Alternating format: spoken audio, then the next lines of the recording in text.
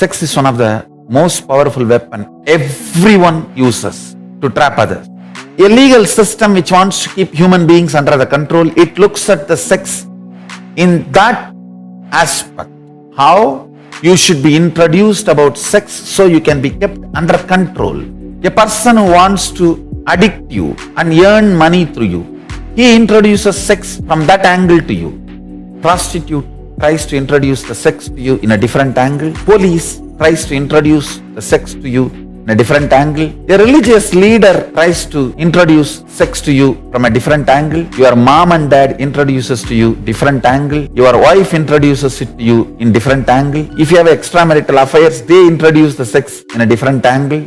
Each person gives his own version, understanding about sex to you. I'll give you precisely the version of Paramashiva, master of sexuality. He elaborates on the science in all aspects, as a reproductive act, as an entertainment, as empowering act, ultimately even as an enlightening act. So I will introduce the whole science to you from the angle of Paramashiva.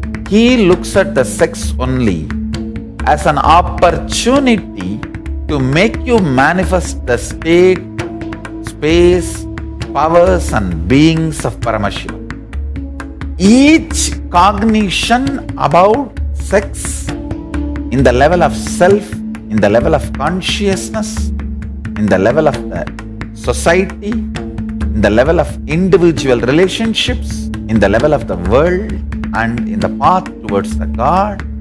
From all angles, I am going to look at it from the vision of Paramashiva, from the cognition of Paramashiva, and share with you. The angle of Paramashiva, from the vision of Paramashiva, the truths about sex, and make it as experience for you in Paramashivoham.